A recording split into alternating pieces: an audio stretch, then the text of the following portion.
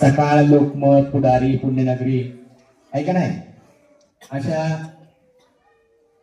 अनेक वर्तमानपत्रामध्ये आपल्या लेखणीच्या माध्यमातून सामाजिक आणि अनेक प्रश्नांना ज्यांनी वाचा फोडलेली आहे ते सन्माननीय पत्रकार आमचे मार्गदर्शक आदरणीय मेडगुले सर आपल्याला विविध विषयावर माहिती देण्यासाठी या ठिकाणी उपस्थित झालेले आहे. शाळेच्या वतीने जोरदार टाळ्यांच्या गजरामध्ये पत्रकार बंधूंचे या ठिकाणी स्वागत करायचे. आपल्या शाळेच्या वतीनं प्रथमतः अतिथी देवो भव पाहुण्यांना सन्मानित करण्याची आपली परंपरा आहे. पत्रकार आदरणीय मेडगुले साहेबांचे या ठिकाणी शुभागमन आहे. त्यांचा सन्मान सोहळा आपल्या शाळेच्या वतीनं आपल्या शाळेचे सन्माननीय मुख्याध्यापक आदरणीय साळवे सरांना विनंती करतो. आपण आदरणीय मेडगुले साहेबांना शाळेच्या वतीनं श्रीफळ व शाल देऊन सन्मानित करावं. मुख्याध्यापक महोदयांना विनंती आहे. जरा जोरदार टाळ्यांच्या गजरामध्ये सरांचं स्वागत करा. त्यांचा अभ्यास फार मोठा आहे, त्यांचं लेखन अतिशय सुंदर आहे आणि तुमच्या मोबाईलमध्ये घ्या. मोबाईलमध्ये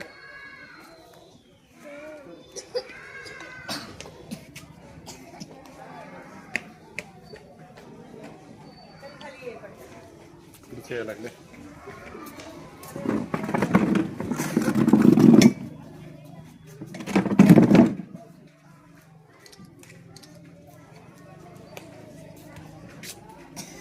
तरी आदरणीय मेडगुले साहेबांचं मी शाळेच्या वतीनं जिल्हा परिषद प्राथमिक शाळा वडोदराच्या माध्यमातून स्वागत करतो आणि त्यांना विनंती करतो आपण सर्व विद्यार्थ्यांना या ठिकाणी संबोधित करावं. ठीक आहे सर.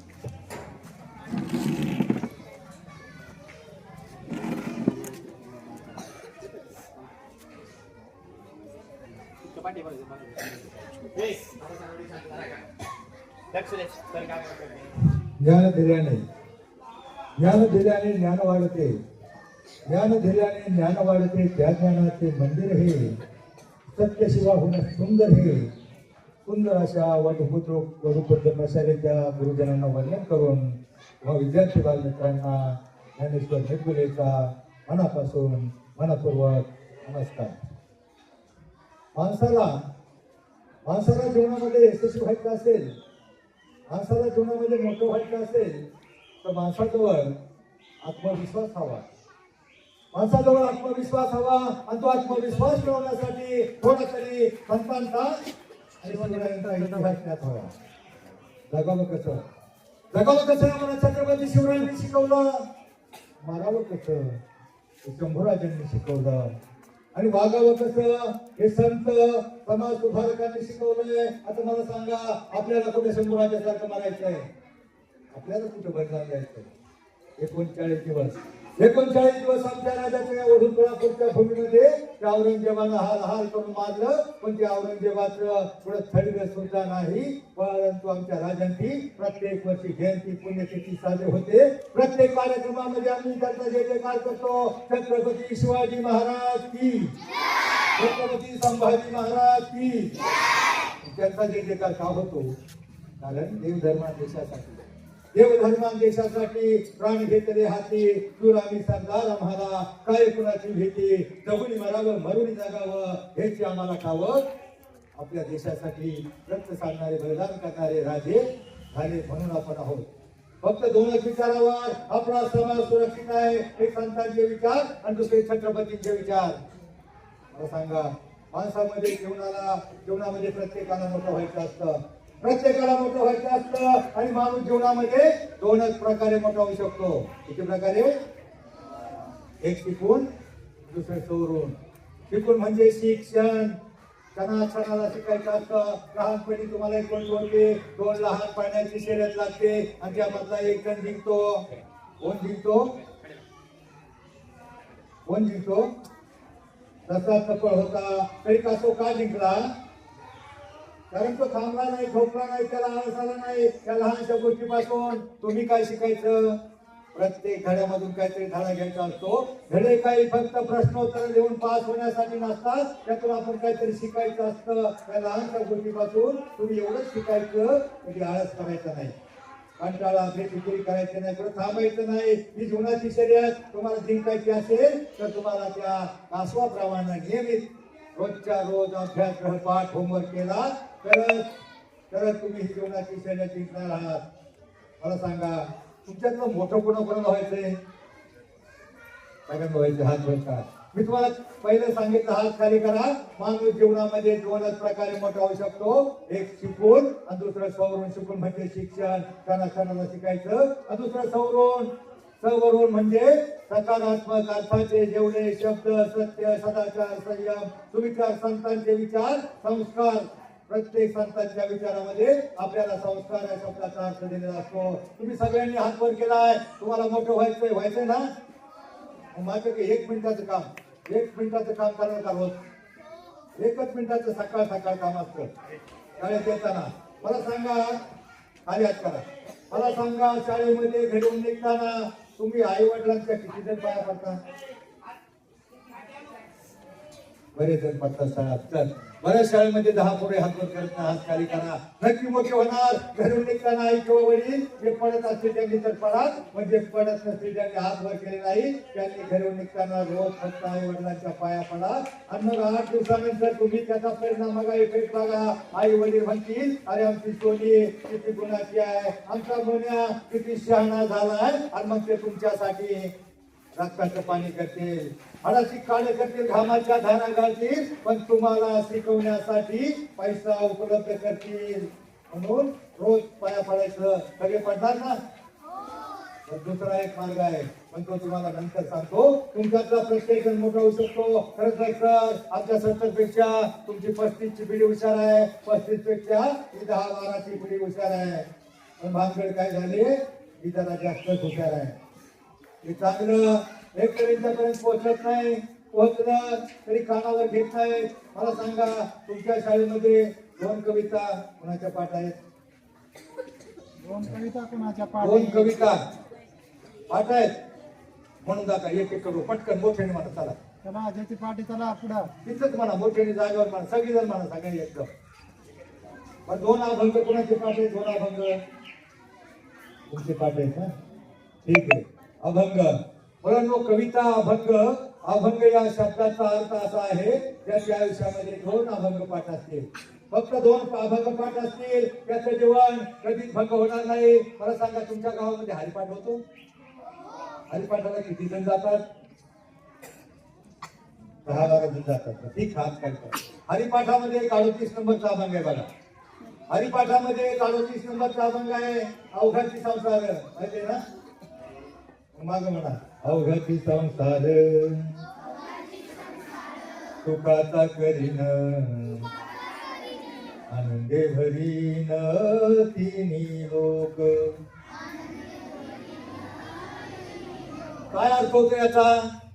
अवघाची संसार सुखाचा करीन. कुणाचा संसार म्हटले? आपल्या घरातला म्हणले का? पप्पा मम्मी कुठी लुटू लोकांचा म्हटले का? आपल्या जगाचा अवघाची म्हणजे आपल्या विश्वाचा जगाचा संसार सुखाचा करील आणि आनंद भरण्याची लोक म्हणजे स्वर्ग मृत्यू पाताळ सगळीकडे आनंद निर्माण करेल. अभंगाच्या एका चरणाचा अर्थ एवढा मोठा असतो तर तुम्ही आयुष्यात फक्त 2 अभंग पाठ करा. 38 नंबरचा हरिपाठाचा अभंग आहे अवघाची संसार. अनेक हरिपाठाच्या बाहेरचा अभंग आहे. तुम्ही सावता महाराज नाव ऐकले? सावता महाराज ऐकले का? सावता महाराज आपल्या शेतामध्ये काम करायचे. त्यांचा अभंग आहे कांदा भाजी. अवघी मिठाई माझी लसूण मिरची कोथंबिरी अवघा झाला माझा हरी मोठे नाळा विहीर गोरी अवघी व्यापली पंढरी सावता म्हणे केला मला विठ्ठल पायी गोळीला गळा. त्या सावता महाराजांचं गाव आरण पंढरपूर पासून 30 किलोमीटर सोलापूर हायवेच्या अलीकडं. परंतु ते कधी पंढरपूरला गेले नाही. परंतु आपल्या शेतामध्ये काम करताना ते देवाचं नामस्मरण करायचे, देवाचं भजन करायचे, मोठ चालू करायचे, पाणी द्यायचे, कांदा मुळाला पाणी द्यायचे आणि कांदा मुळा भाजी पिकवायची. त्यांचा अभंग आहे कांदा मुळा भाजी. मग सावता महाराज काम करता ते काहीतरी बघा मोठं गाणं म्हणतात. शेतकरी आऊत चालू केलं ना पहिल्याच्या मला गाणं म्हणतो. पहिला मोठं होत्या मोठं चालू झाली का मोठवाला गाणं म्हणायचा. गाव मोठं वरच गाणं गाव मोठं वरच गाणं. पण तो असा नाही म्हणायचा. तो थोडा धार्मिक होता, आध्यात्मिक होता, संस्कारिक होता. तो बोट चालू केली का तो आपलं गाणं सुरू करायचा, विठ्ठलाचं नामस्मरण करायचं, म्हणायचा विठ्ठल विठ्ठल विठ्ठला हरि ओम विठ्ठला म्हणा.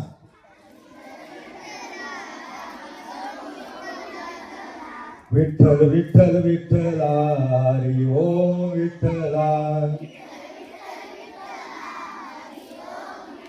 विठ्ठलाचं नाम स्मरण करता करता तो बघायचा आपण वर्षभर कष्ट केले, आपण पिकाला पाणी दिले, मेहनत केली, खुरपणी केली आणि मग तो बघायचा आपलं पीक आता विकायचे आले, वाढले किंवा नाही, पूर्ण वाढ झालेली आहे पिकांची. तो बघतोय हे करण्यासाठी तो एखादा कांदा उपटतो, एखादा मुळा उपटतो आणि त्या कांद्याकडे मुळ्याकडे बघतो, त्याला आनंद वाटतो, त्याला त्याच्यामध्ये विठ्ठल दिसतो, कांदा मुळा भाजी आवडी मिठाई माझी, आणि तो कांदा मुळा त्याच्याकडे बघून आनंदाने म्हणतो विठ्ठल माझा माझा माझा माझा माझा.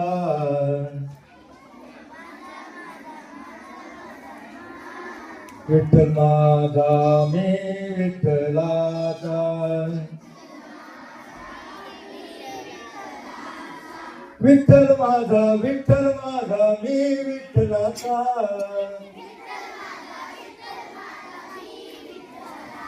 विठ्ठल माझा माझा माझा माझा माझा. विठ्ठल माझा मी विठ्ठलाचा. आता मला सांगा मुलांनो, सावता महाराज आपला देव आपल्या कामामध्ये बघायचे, मग चालू करायचे, काना मला शिकवायचे. सावता महाराजांचा देव त्यांच्या कामामध्ये होता. मग मला सांगा सध्या तुमचा देव कशामध्ये आहे? हे बारकी लास्ट तार बसा.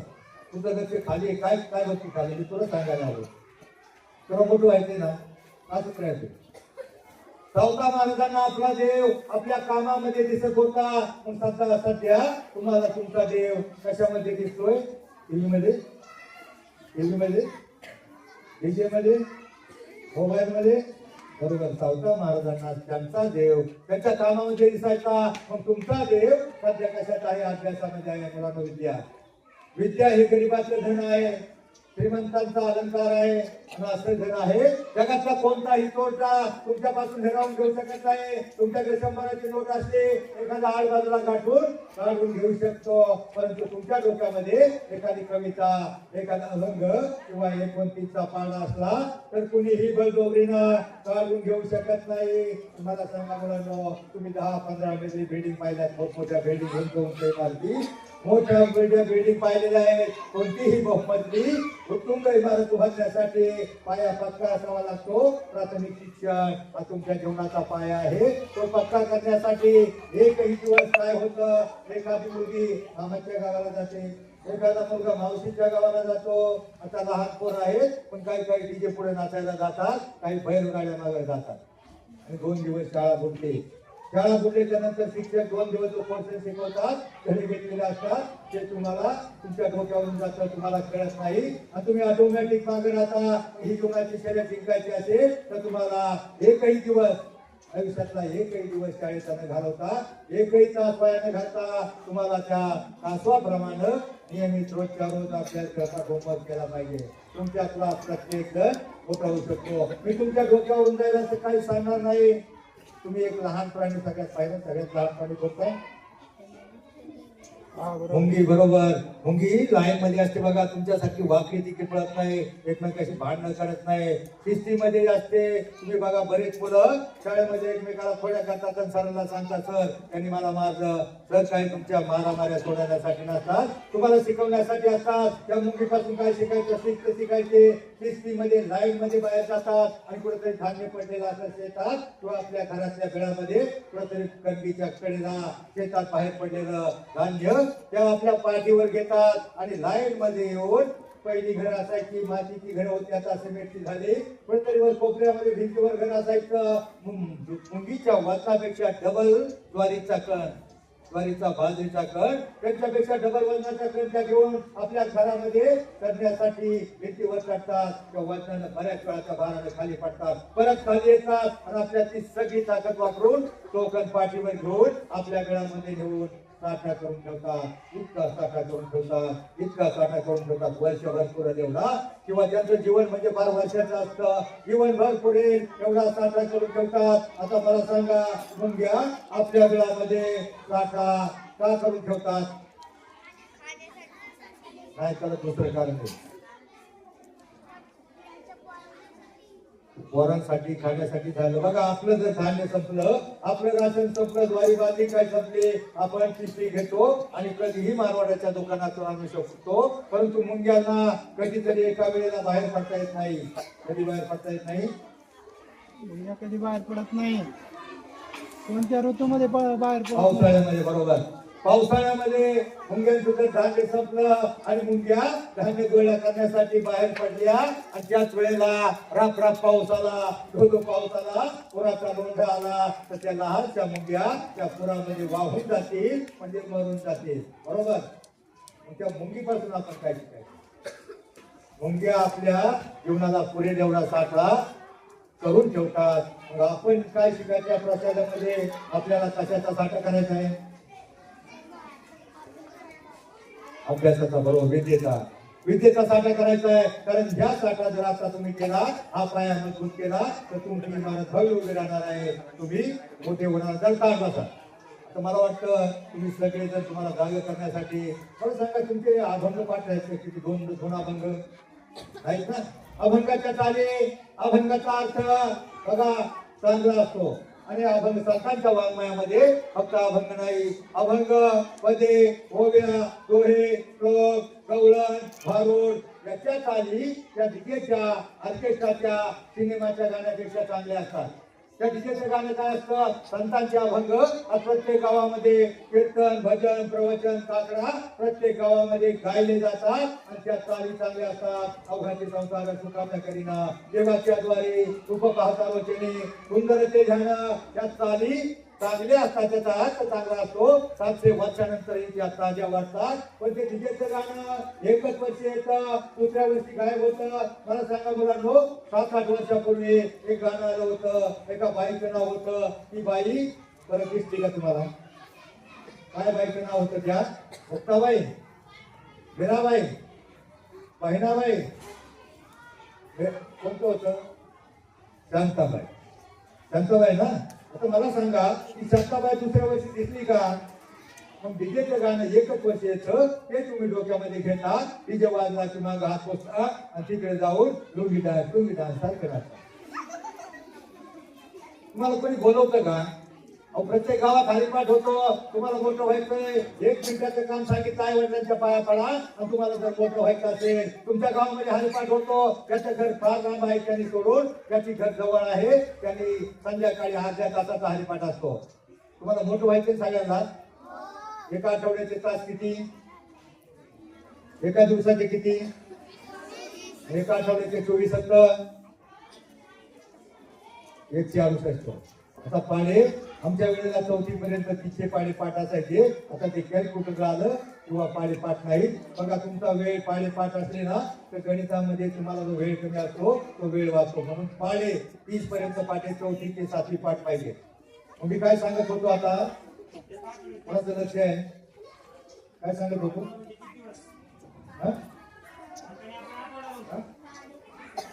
डीजेचं गाणं, डीजेचं, सिनेमाचं, ऑर्केस्ट्राचं गाणं एकच वर्ष येतं. तिकडे तुम्ही पळता नाचता, पण तुम्ही 168 तासापैकी फक्त अर्धा तास हरिपाठ असतो.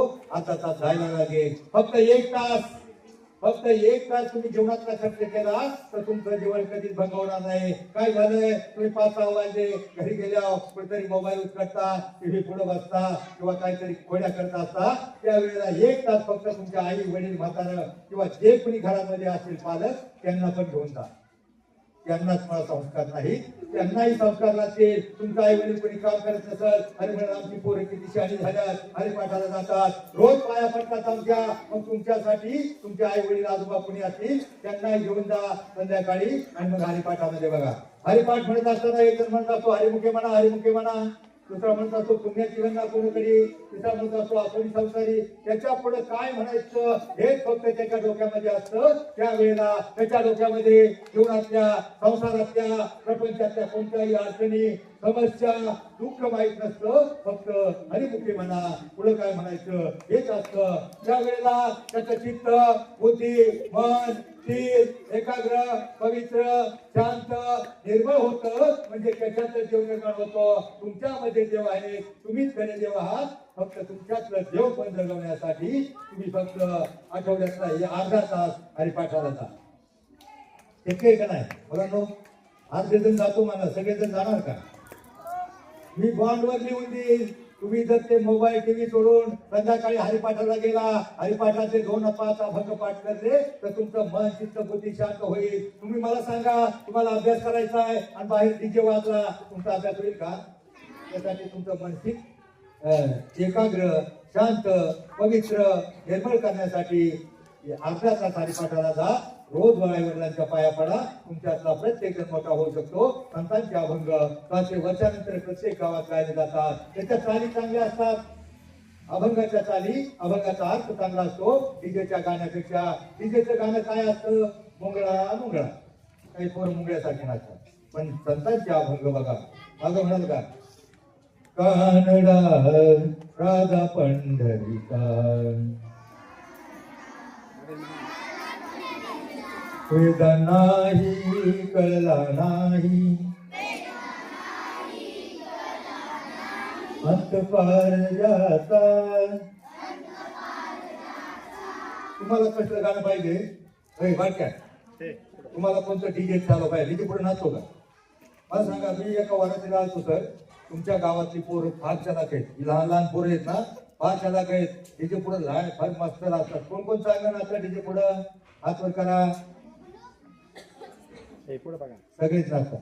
त्या डीजेचा आवाज पोरांनो किती नाजूक असतो. त्या डीजेच्या आवाजानं एका हुशार मुलाचं, 7वीच्या मुलाचं डोकं बधीर झालं. माग गाठी आल्या, ऑपरेशन केलं, बापाला जमीन विकावं लागली, पोरग नीट झालं नाही.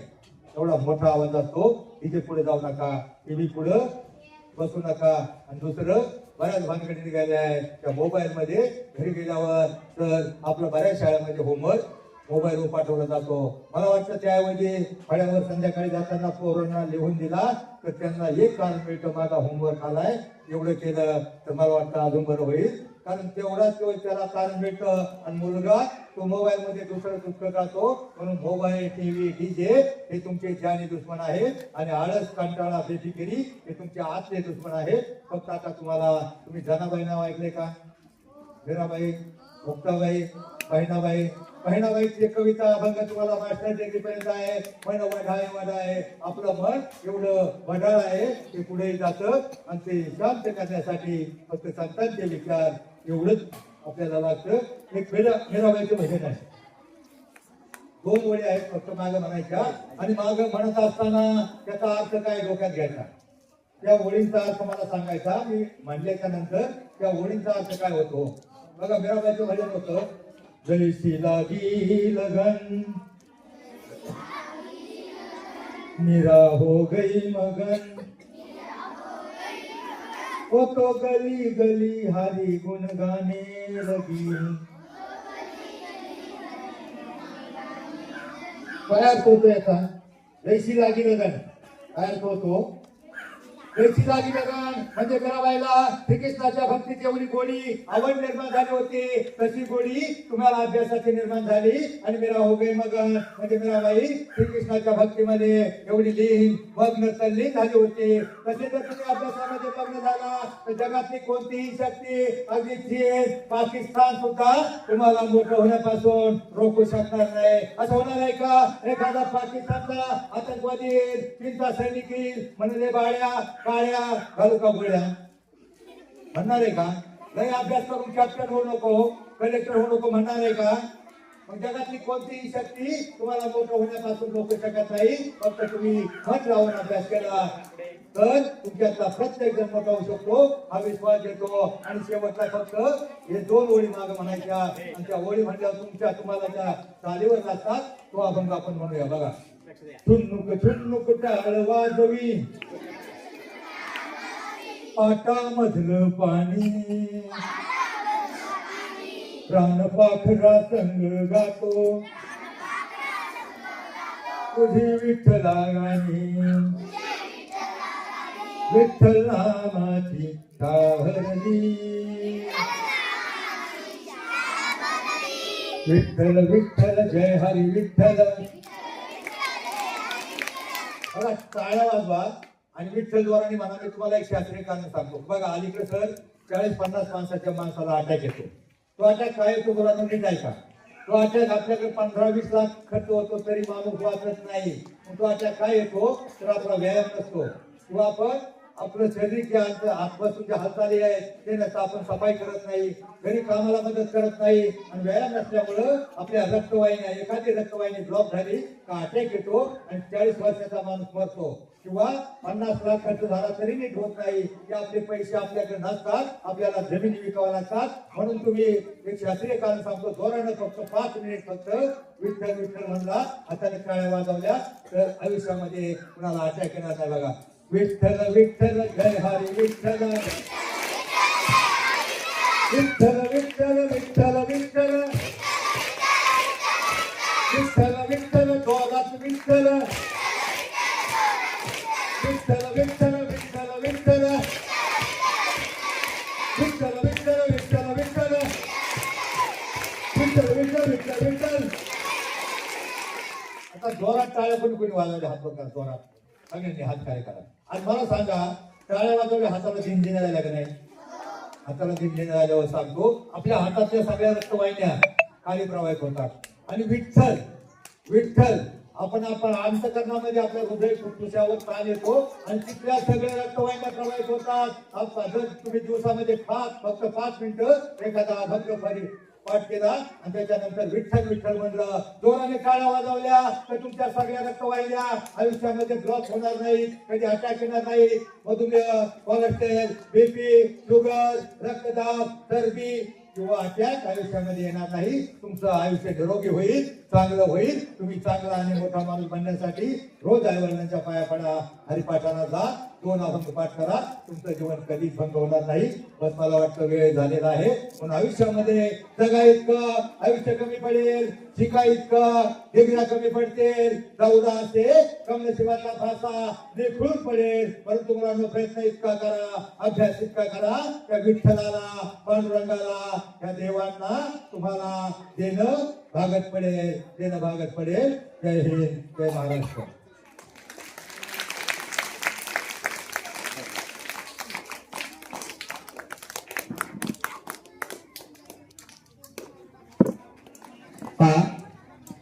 आदरणीय पत्रकार बांधव, तुमचे मार्गदर्शक आदरणीय मेडगुले सरांनी जीवनातील अभंगाचं महत्व या ठिकाणी आपल्या सर्वांना सांगितलेलं आहे. अतिशय सुंदर असं त्या मागचं त्यांनी शास्त्रीय कारण देखील त्या ठिकाणी सांगितलेले आहे. म्हणून त्यांनी सांगितल्याप्रमाणे आपण सर्व मुलांनी किमान दररोज आपण आमच्या परिपाठात दररोज असतात त्या ठिकाणी शेवटचे 10 मिनिटं बघायला असतात. पण तुम्ही सांगितल्याप्रमाणे आमची नक्कीच सर्व मुले या ठिकाणी हरिपाठाला दररोज जातील आणि हरिपाठामध्ये सांगितलेले जे ज्ञान आहे ते आपल्या जीवनामध्ये अंगीकारतील अशा प्रकारचा आशावाद शाळेच्या माध्यमातून या ठिकाणी देऊया. आणि परत एकदा जोरदार टाळ्यांच्या गजरामध्ये आपण पत्रकार सन्माननीय मेडगुले सरांचे शाळेच्या वतीनं आभार व्यक्त करूया. धन्यवाद. आपले 20 मिनिटं. अरे बा काढवायचा आता तिकडे गेला. आपल्याला मेडगुले साहेबांनी त्यांच्या वाणीतून अभंग हे संस्कार किती महत्वाचे आहे आपल्या जीवनामध्ये त्याचं वर्णन त्यांनी अतिशय मधुर वाणीने केलेलं आहे. सर्वांनी त्यांचं जे वक्तृत्व आहे ते ऐकलं. खूप छानपणे त्यांनी तुम्हाला मार्गदर्शन केलेलं आहे. जीवनामध्ये आपले आईवडील, आपले संस्कार किती महत्त्वाचे आहे आणि त्याच्या आधारावर आपल्या जीवनाचा पाया हा भक्कम होईल असं त्यांनी विशद केलेलं आहे. त्यांनी तुम्हाला खूप मोलाचं मार्गदर्शन केलं. त्याबद्दल शाळेच्या वतीने आणि सर्व शिक्षकांच्या वतीने माननीय ज्ञानेश्वरजी मेडगुले साहेब यांचं मी मनापासून आभार मानतो आणि अशाच प्रकारे अधूनमधून येऊन आमच्या विद्यार्थ्यांना त्यांनी मार्गदर्शन करावं अशी मी त्यांना विनंती करतो. आणि हरिपाठ कोणला पाहिजे असेल तर एक वर्गात द्या.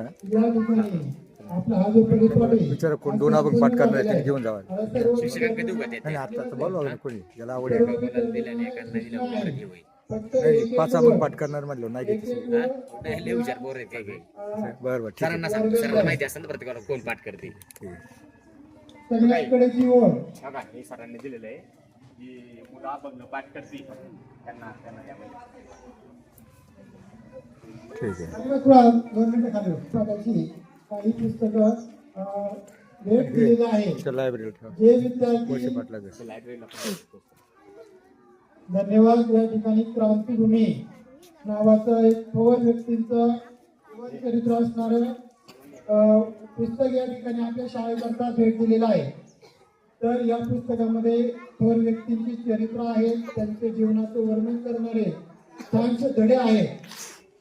तर हे पुस्तक सुद्धा आपण मुलांना वाचायला देणार आहे आणि यातून तुम्हाला थोर व्यक्तींच्या जीवनातील प्रसंग, त्यांचे चरित्र याचं ज्ञान होणार आहे. तर आपल्या शाळेकरता हरिपाठाची पुस्तकं आणि क्रांतीभूमी पुस्तक आपल्या शाळेला भेट दिल्याबद्दल मेडगुले साहेबांचं मी मनापासून आभार मानतो, धन्यवाद व्यक्त करतो आणि सर्व विद्यार्थ्यांना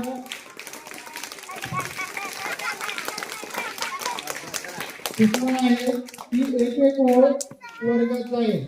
फक्त एक ओळ उठायची आणि त्यांनी वर्गात जायचं. वाचून सोडण्यात येईल तुम्हाला. फक्त पहिली उभे राहा. फक्त पहिली मागे झटकायचं नाही. सावकाश रांगेत जायचं आपापल्या वर्गात. चला चला. चला